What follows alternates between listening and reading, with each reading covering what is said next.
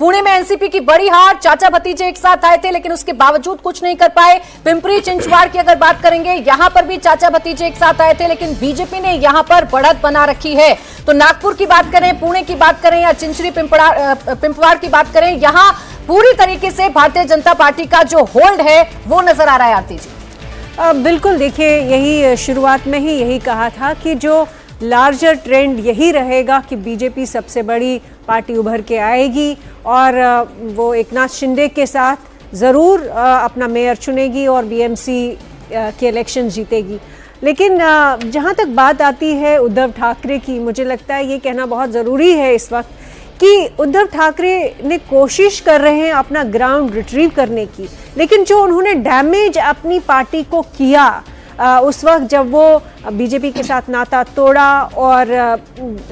वो चले गए एनसीपी के साथ और कांग्रेस के साथ चले गए, जो आइडियोलॉजिकली उन्होंने अपनी पार्टी को डैमेज किया है, मुझे लगता है उसको रिट्रीव करना बहुत आसान नहीं था। और अभी देख भी रहे हैं कि बेशक इम्प्रूव किया हो अपनी टैली, बेशक अपनी जो कंट्रोल है, फाइनेंशियल कंट्रोल, उसके लिए लड़ रहे हैं, लेकिन क्या वो वापस वही बनेंगे या कह सकते हैं कि जो बाला साहब ठाकरे की जो लेगेसी है, क्या उसको वापस वो रिट्रीव कर पाएंगे? मुझे लगता है बाला साहब ठाकरे से अगर आप देखें कई दशकों में मुंबई भी बदल गई है, मुंबई का मिजाज भी बदल गया है। बिल्कुल, मुंबई में ऐसा नहीं है कि मराठी का ही बोलबाला है। बिल्कुल, इनफैक्ट जनरेशन जी जो है वो कई सारे इश्यूज पे एग्री नहीं करती है। जिस तरह से एक वो मराठी एक्सक्लूसिविटी का एक माहौल बनाया था, एमएनएस खासकर उस तरह से रिप्रेजेंट कर रही थी अपने आप को, उससे बहुत दूर है। एक कॉस्मोपॉलिटन थिंकिंग है,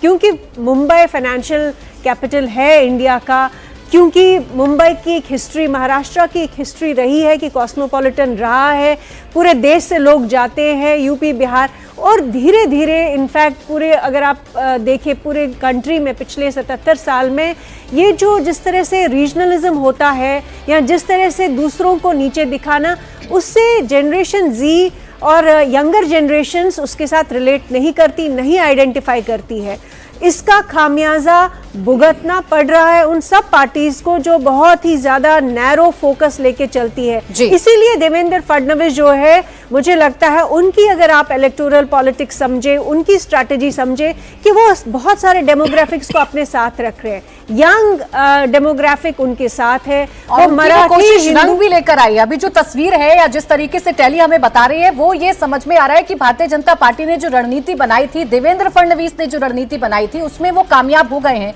जबकि पूरी ताकत ठाकरे ब्रदर्स ने झोंक दी थी, चाहे वो मराठी अस्मिता की बार बार बात करना हो, बार बार हिंदी भाषा पर टारगेट करना हो, ये सारी बातें थी जो राज ठाकरे और उद्धव ठाकरे लगातार कर रहे थे, लेकिन उसका कोई बहुत ज्यादा असर हुआ है, बहुत ज्यादा फायदा ठाकरे ब्रदर्स को हुआ है, ऐसा कम से कम टैली देखकर तो समझ में नहीं आता है। अब सवाल आगे है अजीत जी कि आगे क्या, अब यहां से ठाकरे ब्रदर्स की सियासत में आप क्या मोड़ देखेंगे या क्या इसकी दिशा और दशा आप देखेंगे? देखिए, ये उन्होंने जानबूझ करके किया। हम लोग लगातार 2 घंटे से इस बात पर चर्चा कर रहे हैं। एक स्ट्रेटेजी थी उनकी कि हम